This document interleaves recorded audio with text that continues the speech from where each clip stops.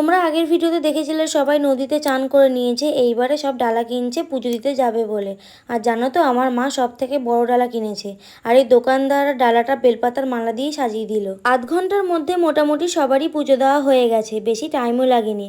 আর হ্যাঁ, মন্দিরের ভিতরে ঠাকুরমশাই বলছিল মালাটা খুবই সুন্দর হয়েছে, আর ওনারা খুব খুশিও হয়েছিল। পুজো দেওয়ার পরে বাইরে বেরিয়ে আমি একটু খাওয়ার জল আনতে গিয়েছিলাম, তার মধ্যে এত জোরে বৃষ্টি এসেছে যে আমি পুরো ভিজে গেছি।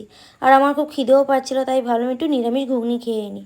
সবাই ঠিক করলো যে আদ্যাপীঠে যাওয়া হবে, তো ওখানে যাওয়া পুরো বেকার হয়ে গেল, কারণ মন্দির বন্ধ ছিল। তাড়াতাড়ি করে আদ্যাপীঠ থেকে ওখান থেকে বেরিয়ে পড়লাম, আর আসার সময় এত বৃষ্টি হয়েছে আমরা সবাই পুরো ভিজে গেছি। পৈলানে নেমে আমি একটু ভুট্টা খেয়ে নিয়েছি আর একটু পাঁপড় কিনলাম, আর মা এখানে একটু কোল্ড ড্রিঙ্কস কিনে নিল। গাড়ির চাপাচাপিতে সবার এত কষ্ট হয়েছে যে শপিং মলের সামনে সবাই বসে পড়েছে। আর ওদিকে মেঘও করে এসেছে, এক্ষুনি বৃষ্টি পড়বে, তাই দেরি না করে তাড়াতাড়ি করে বাড়ি চলে গেলাম। আর ভিডিওটা কেমন লাগলো কমেন্ট করে জানাও।